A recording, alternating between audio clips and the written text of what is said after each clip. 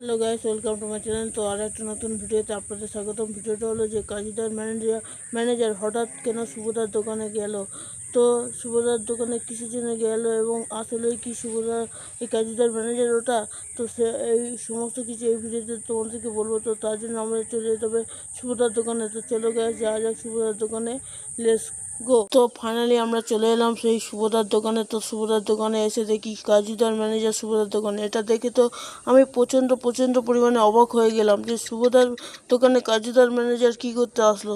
তাহলে কি কাজীদার সঙ্গে সমস্ত সম্পর্ক ছেড়ে দিয়ে তাহলে শুভদার কাছে ম্যানেজারগিরি করতে চলে এলো।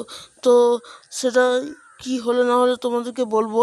তো তার আগে দেখতে পাচ্ছি শুভদার পরোটা হাতে করে নিয়ে কাজীদার ম্যানেজার বললো এটা নাকি লুচির মতো।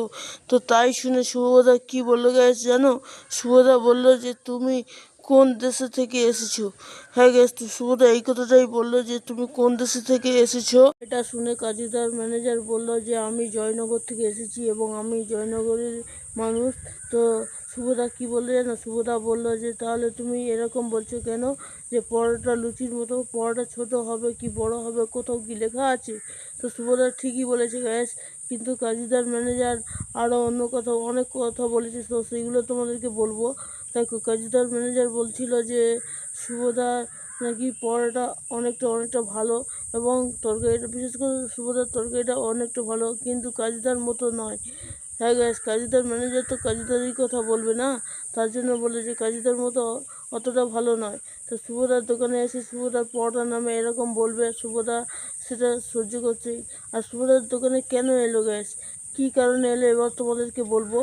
দেখো, শুভদার দোকানে এলো যে শুভদা নাকি ইনভাইট করেছে কাজীদার ম্যানেজারকে, তার জন্য কাজীদার ম্যানেজার সেই জয়নগর থেকে এসেছে। হ্যাঁ গ্যাস, শুধুমাত্র একটা পরোটা খাওয়ার জন্য জয়নগর থেকে এসেছে শুভদার দোকানে। তো গ্যাস, এই ছিল আজকে ভিডিও। তো ভিডিওটা ভালো লাগলে লাইক কমেন্ট শেয়ার করবেন, আর অবশ্যই চ্যানেলটা সাবস্ক্রাইব করবেন, পাশে থাকা বেল আইকনটা প্রেস করবেন, যাতে করে এরকম নতুন ভিডিও আপনাদের সামনে নিয়ে আসতে পারি। তো ভিডিওটা সম্পূর্ণ দেখার জন্য অসংখ্য ধন্যবাদ।